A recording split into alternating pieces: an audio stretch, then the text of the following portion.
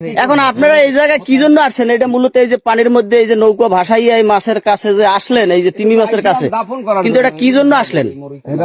কাকা এটার এই করা দাফন করার জন্য এদিকে এদিকে একটু তাকান, আমার দিকে একটু তাকান। এটা তো গর্ত করিয়া তারপরে এটা মাটির ভিতরে রাখার জন্য আসছি। হ্যাঁ। এটার মাটির ভিতরে নিয়ে এরকম পরিবেশ কোনো কিছুই তো না, এত বাষ্য উঠছে, ক্ষয় হয়ে গেছে, পোক হয়ে গেছে। হ্যাঁ, এখন আমাদের অফিসেরা বলছে ওরা যেভাবে হোক, বিট কর্মকর্তাও বলছে যে ওরা যেভাবে হোক মাটি গর্ত করিয়া মাটির নিচে ওটা রাখতে। ও আপনি এই জঙ্গলের ফরেস্টার? আমি কুমুর মিরার ফরেস্টার। ও, তো আপনাদেরকে সবাইকে আর কি এই জায়গায় আনা হয়েছে? হ্যাঁ। আপনার এই জায়গায় তো 4 জনই ফরেস্টার না? জি।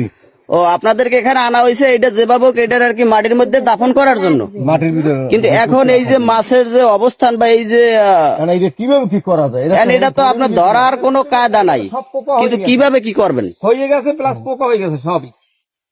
আসছে গত রাইতে না, এখানে আসছে মনে করেন গত পরশু, আরো 2 দিন আগে, বুঝছেন? আর কোনো কিছু আছে আর কিভাবে? চাচা আপনি তো পানির মধ্যে অলরেডি ভাসিয়ে আছেন, এই এত কষ্ট করে এই জায়গায় আসছেন, কিন্তু এখন এই মাছটা কিভাবে কি করবেন? এটা তো আসলে ধরার কোনো কায়দা নাই। মারা গেছে সম্ভবত আরো চাচা এদিকে তাকান, এখন এটার তো ধরার কোনো কায়দা নেই, এটা দাফন করবেন কিভাবে? তো চাইছিলাম যে অন্তত এই পোক গল্লি গেছে।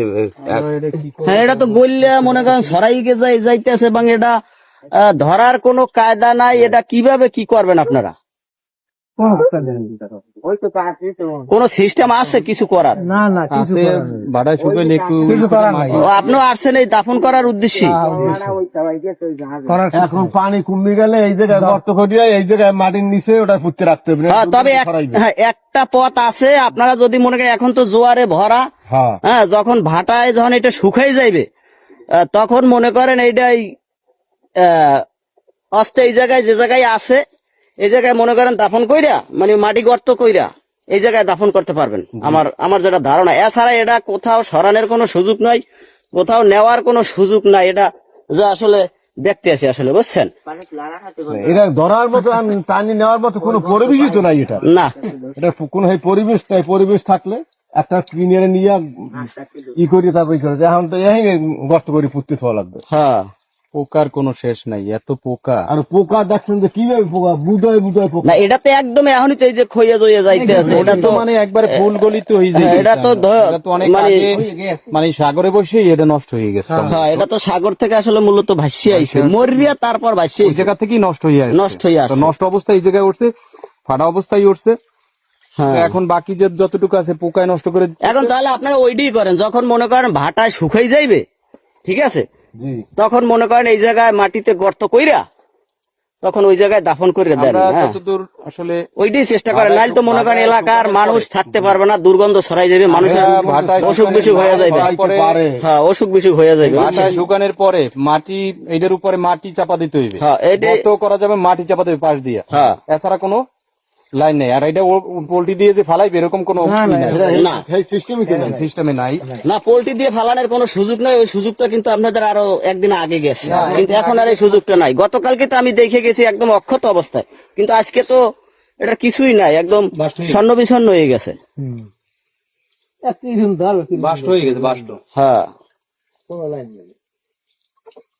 কালকে মোটামুটি ধরো গতকালকে মোটামুটি ছিল, কিন্তু আজকে তো একদম। আর এই কাজের জন্য কোনো লোকও পাওয়া যায় না। না, এর জন্য আপনি কোনো লোক তো পাইবেন, এই কাজের জন্য কোনো লোক আসবে না। আর অনেক আগে মারা গেছে। আসলে মূলত মাছটা কিন্তু ওই যে নদী দেখা যাইতেছে এই জায়গায় দিয়ে ঢুকছে, এই জায়গায় দিয়ে ঢুককে, নাইলে এত বড় মাছ পানিতে আর বাতাসে ঢুকছে। হ্যাঁ, পানিতে আর বাতাসে তুফানের ধাক্কায় ধাক্কায় এই জায়গায় দিয়ে ঢুকছে, ঢুককে আর কি এই জায়গায় স্থান নেছে, কিন্তু এখন আর গাছের মধ্যে তো কোথাও সরতে পারে না, বুঝছেন?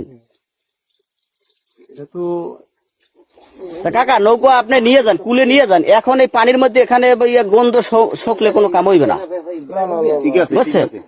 কুলে নিয়ে যান, এটা যখন এই জায়গা যখন শুকাই যাইবে তখন মনে করেন আপনারা আইসা মানুষজন নিয়ে তখন দাফন করে দেবেন। একটু দ্রুত সরাই হেলেন, এটা গন্ধ তো মনে হয় সহ্য করা যাবে না। পানি না কমলে দ্রুত সরানোর কোনো পরিবেশ আছে না, এইটা তো সরাইবে না, মানে নৌকাটার কথা কইতে আছি যে নৌকাটা দ্রুত সরাই ফেলাও, এছাড়া বিকল্প কোনো পথ নাই। আচ্ছা, আমরা কালকে এই সাইড দেখছি, ঠিক আছে? হ্যাঁ, এই সাইড দেখছেন, এই সাইড অক্ষত অবস্থায় ছিল। তো ওটা সম্ভবত বাস্ট হয়ে গেছে না? একেবারে কাল দেখবেন অর্ধেক নাই। কালকেই দেখবেন আর নাই, সব বাসিয়া আর বৃষ্টিতে ক্ষতি করছে। বৃষ্টিতে বেশি ক্ষতি করছে, তছনছ হয়ে সব এই জায়গাটা চলে গেছে। এই জায়গাটা হয়তো পারলাম না। না এই ওই স্থানে এখন এই সাইডে আনতেই না, পারে না, যেরকম পড়িয়ে রয়েছে না পাশে কোনো মাটি খেলি ওই পাশে একটু বেড়ের মতো কাইটিয়া ওই জায়গায় গর্ত করে ওই জায়গায় আস্তে লাড়ি লুড়ি দিয়া ধাক্কাইয়ে ফালাইয়া আস্তে দাফন করে দেবে। সব তেল নৌকা পাশে সব তেল ধরুন। আর এত